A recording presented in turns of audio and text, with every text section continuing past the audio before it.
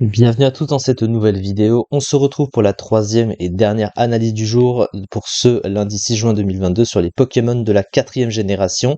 Et du coup, le dernier Pokémon du jour, c'est Bastiodon, qui est donc l'autre fossile, évidemment, de la 4e génération.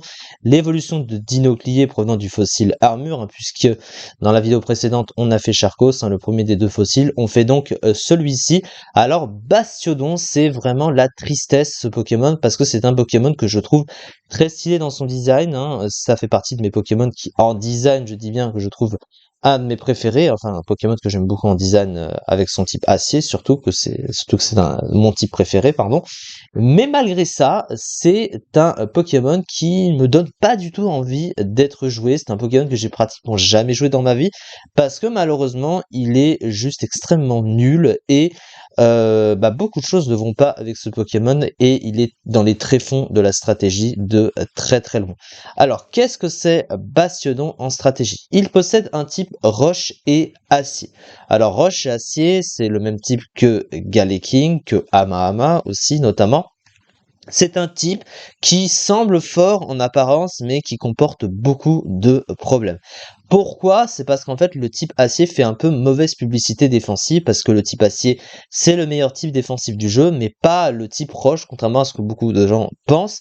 Et les réunir ensemble, ça donne pas forcément quelque chose de très ouf. Alors évidemment, le type acier apporte quand même plusieurs résistances, il faut pas non plus le nier, mais il apporte surtout des doubles faiblesses qui sont extrêmement gênantes, au type combat et au type sol, des types de coverage que tu vois quasiment tout le temps, et la faiblesse eau à côté est également très gênante. Alors il a 6 résistances, 2 doubles résistances et une immunité, donc ça reste quand même beaucoup de résistance, donc défensivement il y a quand même des choses très utiles, mais c'est pas un double type défensif si adapté qu'on pourrait le croire.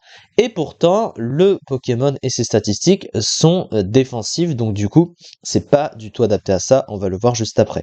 Alors, offensivement, c'est pas un mauvais double type, voilà, c'est un type qui est bon offensivement, et quand tu rajoutes une attaque sol à ça, tu touches tous les Pokémon du jeu, évidemment.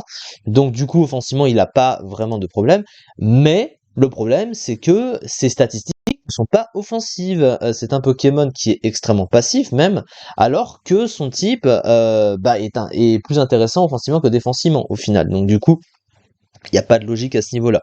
Alors, au niveau de ces deux talents, il a tout d'abord anti-bruit, qui l'immunise aux moves basés sur le son. C'est très situationnel et c'est pas vraiment utile. Et son autre talent, c'est fermeté. Alors, c'est utile parce que ça lui permet de garder un point de vie s'il est sur le point de se faire one-shot et qu'il est full life.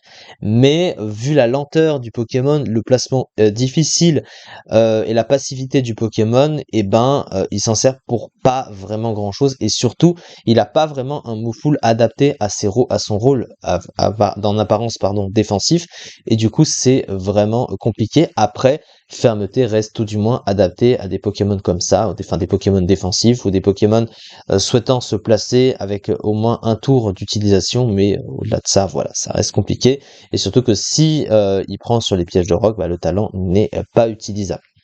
Mais du coup, voilà. Alors le problème, donc du coup, au niveau des statistiques, malgré un bulk qui est donc avec de grosses défenses, 168 en défense, 138 en défense spéciale, c'est d'énormes défenses, donc c'est quand même gros. Alors à côté, il a quand même que 60 en PV, donc du coup, voilà, ça nerf le bulk malgré ça. Mais le truc, c'est que malgré ses grosses défenses, son type n'est pas adapté défensivement. Voilà, il y a les types de ses faiblesses et de ses doubles faiblesses vont très souvent pouvoir venir sur lui. Et le gros souci, c'est que il aurait préféré avoir des offenses meilleures pour éviter une grosse passivité inutile sur le terrain. Et le problème, c'est qu'avec 52 en attaque, 47 en attaque spéciale, il fait très peu de dégâts, alors que pourtant son type prête à être intéressant offensivement, encore une fois.